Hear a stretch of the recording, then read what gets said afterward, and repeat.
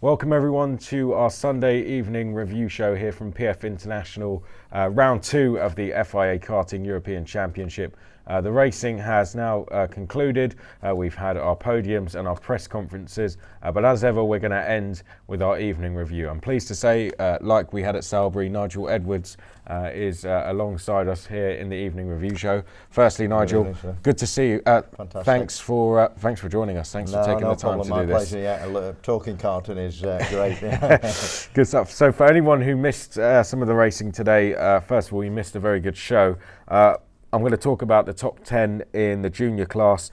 Delano Van Hoff took the win from Victor Bernier, who received a 3-second penalty. So Delano may not have won on track, but won in the result. Gabriele Mini rounded out the podium.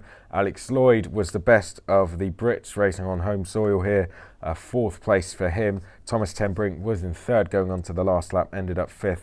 Then we had Rafael Camara, Gabriel Bortoletto, Georgi Dimitrov, who gained 20 places, Kai Aski and Dino Begnovic. I have to ask, it's worth noting Dino also gaining 20 places.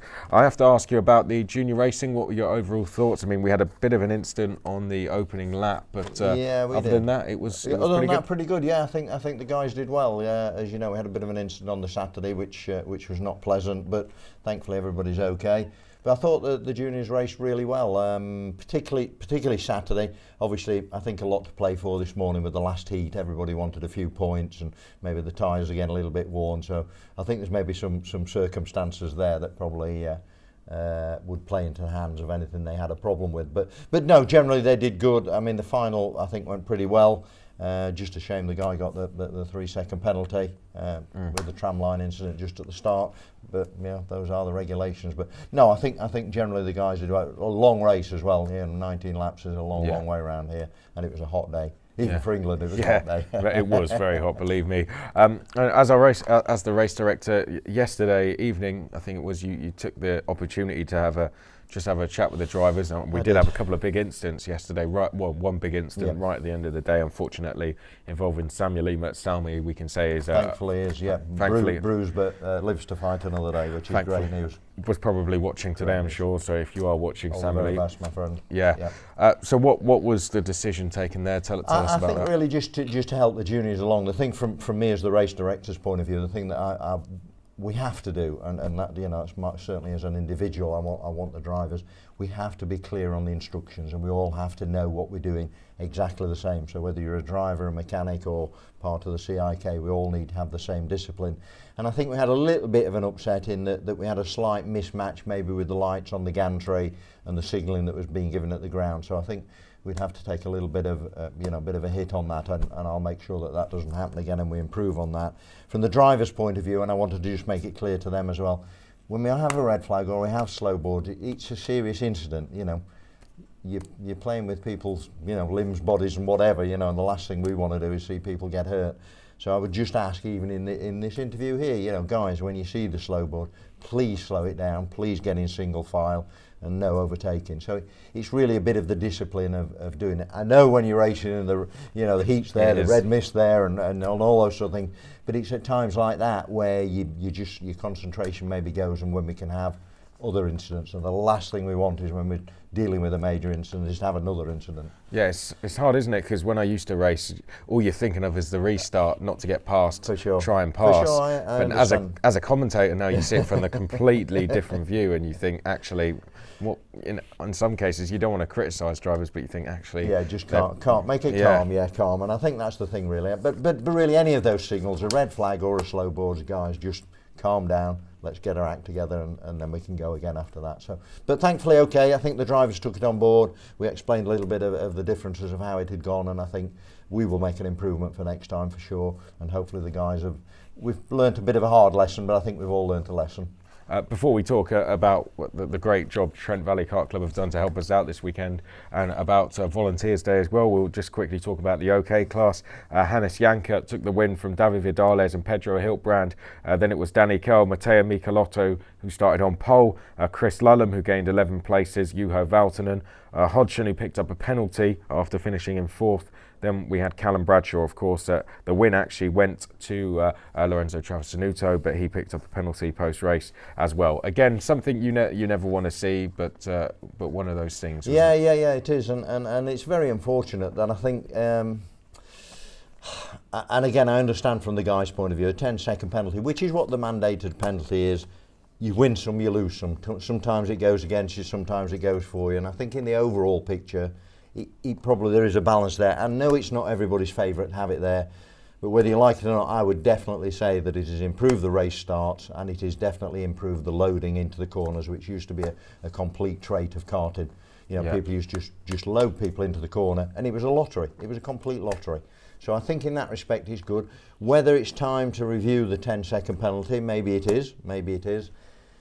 But again, and I do try and tell everybody in the briefing, guys, the worst thing you can do is try to replace the nose. And of course here at PFI, and obviously when you work with RGMMC or you work at this level, there are cameras everywhere. So when you could take your 10 seconds and maybe, yes, you're going to drop 3, 4, 5 places, whatever it is, but it's better to accept that penalty.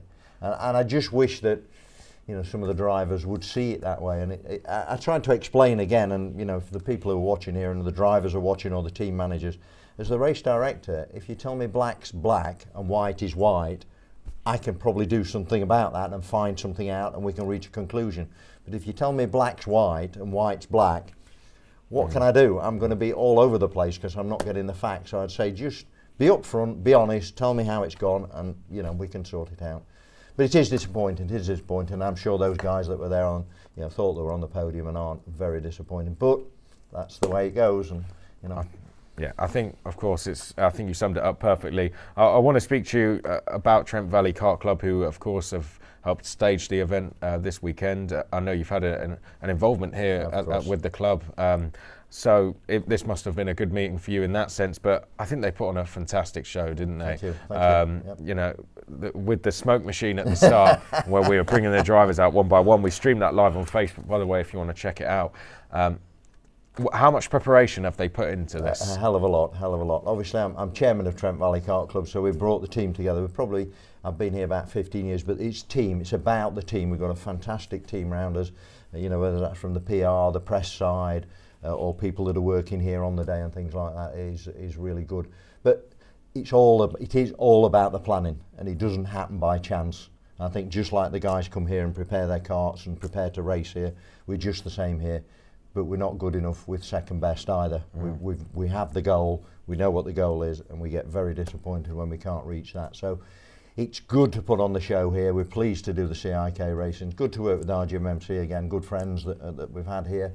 They've been with us before, so we were lucky with the weather, which always makes it great. But I think the place itself, it's got a nice feel, it's got a friendly feel, it's got a karting feel, and that's the thing about it. We are all karting people that work here. Our involvement is karting. We come from karting. We understand, or we hope we understand karting, and we can give a bit of that back when the guys come here. So for us, it's a proud day, proud weekend, and it's the people that have gone away for them to decide whether it was a good meeting or not. But I hope it was. I think it's been fantastic. I don't hear anyone that said otherwise. Let's talk a little bit about Volunteers Day.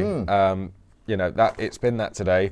We've had a lot of the staff wearing the t-shirts saying I volunteered. Yep. And I know Trent Valley Kart Club were talking about that on the build up to this.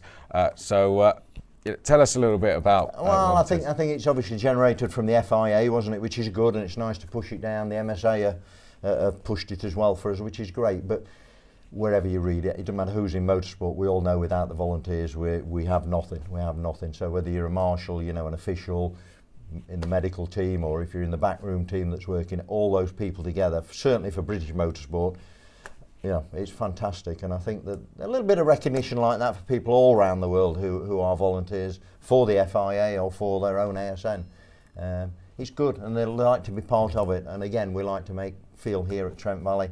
You've seen the number of people here. It's it's an international meeting, but there's 60 or 70 or 80 volunteers actually on the track. That's quite a lot of people for a kart meeting. But they love it, and I think just to give them a bit of recognition and a thanks back as well has been great. And I think thank the FIA and thank the MSA for supporting the day. And is that something that had been thought about for a while? Again, it had, and we tried to plan that a little bit, make sure that we got some right people in the right place, photographers. Again, even just organising the T-shirts and the hats and everything. It does take a bit of planning, but at the end of the day, that's a good way of saying thank you to our supporters. Really, it was great. No, good day. Well, I'll say thank you to you as well, Nigel. Brilliant. It's always a pleasure to have you on. Look forward to our next race. Yeah, look forward. Speaking of, it's going to be in Ampfing in Germany on the 17th of June. So make sure you tune in for that one. Of course, don't forget you can watch back everything from this weekend via social media on CIK FIA and also on the FIA Karting European Championship YouTube channel. So make sure you tune in, have a watch back and all the action. Nigel, thanks for joining me. That's all from us here at PF International. We'll see you at Ampfing in a month's time.